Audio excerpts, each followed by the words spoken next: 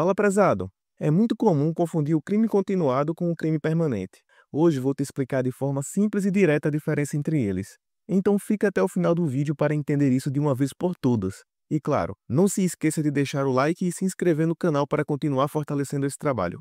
Primeiro vamos começar pelo crime continuado. A definição de crime continuado é encontrada no artigo 71 do Código Penal, que diz o seguinte: quando o agente, mediante mais de uma ação ou omissão, pratica dois ou mais crimes da mesma espécie e, pelas condições de tempo, lugar, maneira de execução e outras semelhantes, devem os subsequentes ser havidos como continuação do primeiro, aplicar-se-lhe a pena de um só dos crimes, se idênticas, ou a mais grave, se diversas, aumentada, em qualquer caso, de 1/6 a 2/3.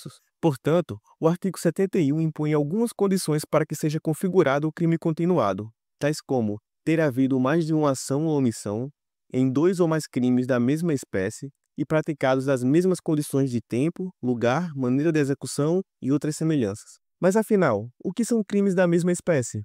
Aqui precisaremos fazer uma diferenciação. Bem, segundo a doutrina majoritária, crimes da mesma espécie são todos aqueles que tutelam o mesmo bem jurídico. Por exemplo, o crime de furto, de estelionato, de extorsão mediante sequestro são todos da mesma espécie porque protegem o mesmo bem jurídico, o patrimônio. Contudo, para a jurisprudência, os crimes da mesma espécie são aqueles que estão no mesmo tipo penal.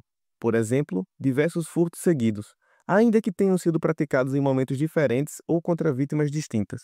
Além do mais, o Brasil adota a teoria da ficção jurídica para o crime continuado. Segundo esta teoria, o crime continuado é uma ficção jurídica criada por questão de política criminal, pois na prática são cometidos vários crimes da mesma espécie. Daí vem a ideia de continuidade. Porém, por razões de política criminal, são considerados como se fossem apenas um. Isso ocorre porque o caput do artigo 71 dispõe que os crimes subsequentes devem ser considerados como continuação do primeiro. Por causa disso, o sujeito responderá por apenas um crime, mas com a pena aumentada de 1/6 a 2/3. Mas você deve estar se perguntando, como o juiz define essa proporção de 1/6 a 2/3? Qual o parâmetro? A súmula 659 do STJ define como o juiz vai decidir esta proporção. Pois, segundo esta súmula, quanto maior o número de crimes, maior vai ser o aumento de pena. Portanto, a fração de aumento leva em consideração o número de crimes praticados pelo agente.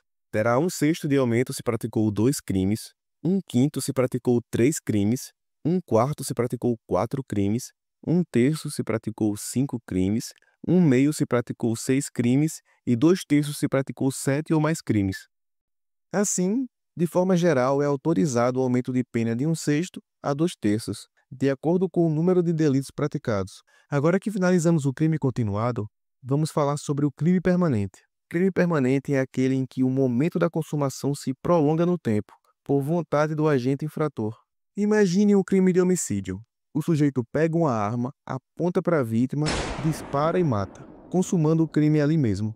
Da mesma forma, no crime de roubo, após ser empregado a violência ou grave ameaça contra a pessoa e subtraído o objeto, o crime é consumado.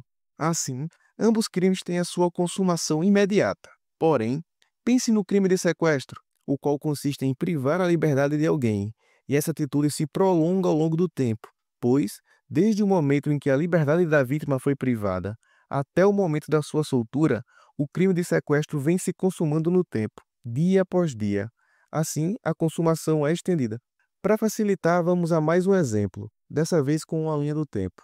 No dia 27 de abril de 2025, um criminoso deu início ao ato executório de um sequestro. Porém, diferente do homicídio, o crime não terminou ali, pois o indivíduo continua privando a liberdade da vítima ao longo do tempo.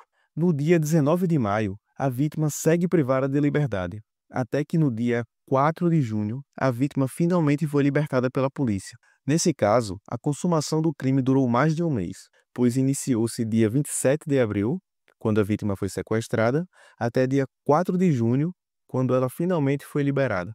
E antes de finalizar esse vídeo, é importante que conheça a súmula 711 do STF, a qual afirma que a lei penal mais grave aplica-se ao crime continuado ou ao crime permanente, se a sua vigência é anterior à cessação da continuidade ou da permanência. Resumindo, em crimes permanentes ou continuados, não importa a lei vigente no começo ou no meio da permanência ou continuidade delitiva. A situação fática como um todo será tratada pela lei penal vigente ao término da permanência ou da continuidade, ainda que esta seja mais gravosa.